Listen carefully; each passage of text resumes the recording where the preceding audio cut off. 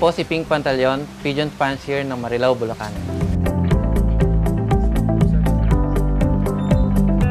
Bata pa lang ako kasi mahilig na ako sa kalapate. Grade school pa lang nag-alaga na ako.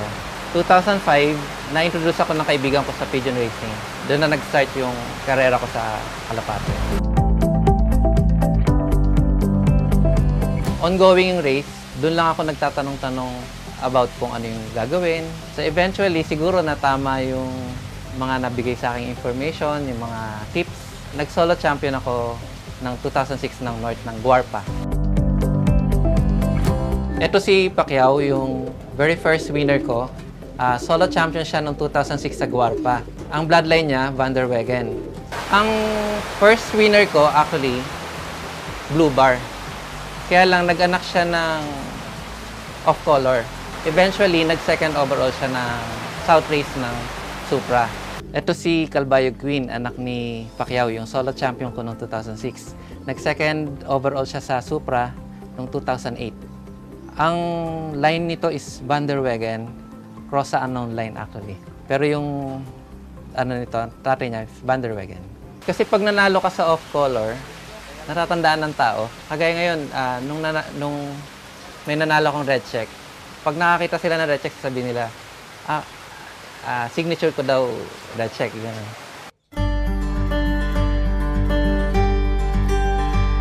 Welcome po sa loob ko. Halika, itour ko kayo.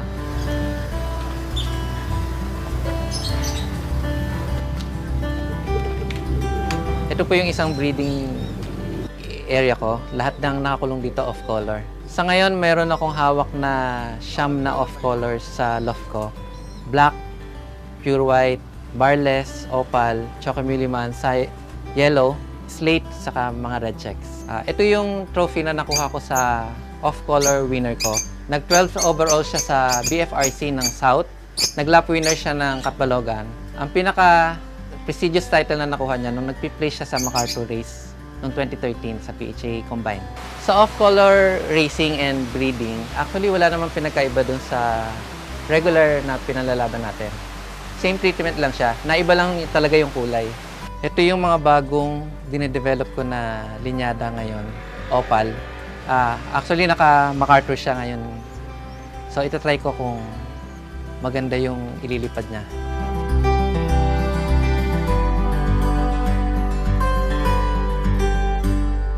Right now, marami akong off-color na nilalaban. Isa na to sa nilalaban ko, yung Andalusian.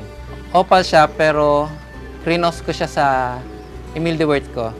Actually, ang parents niya, opal and black. Lumabas yung Andalusian na kulay.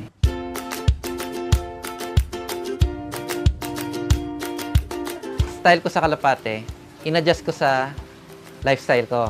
Kasi nga, working ako, tapos buong araw wala ako eh. Ito yung loft na sa tingin ko, umulan, umaraw. Ayon siya sa program ko. Kasi sa lifestyle ko, kagaya ko na nagtatrabaho, wala akong time masyado na maglinis, magbantay. Pero yung design ng loft ko, napapadali niya yung pag-aalaga ko ng kalapate. Sa umaga lang ako nagpapakain. Pag uwi ko ng office, saka lang ako magpapakain. Nakakapagpa-loft fly lang ako sa umaga.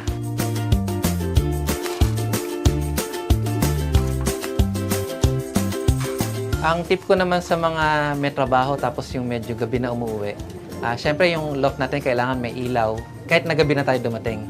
Kahit anong oras yan, ano naman eh, masasanay naman yung kalapate kung medyo late o kaya 6 o'clock pataas. Kakain naman sila eh. Nakakasanayan din naman nila. Yung pag-aalaga mo ng kalapate, i-adjust mo sa lifestyle mo. Huwag yung hobby mo ang magkakain ng oras mo. Dapat, i-adjust mo sila sa oras mo. Tips ko sa pag-breed ng off-color, kung may resources kayo, bumili kayo doon sa trusted fancier. As much as possible, breed the best na makukuha mo. Sayang pag pinasukan mo lang dahil sa kulay. Huwag kulay lang ang gawin mong basis, pati yung linyada. Kasi pag naka-discover ka ng magaling na linyada tapos off-color pa, maganda yung gagawin sa, ano mo, sa loft mo.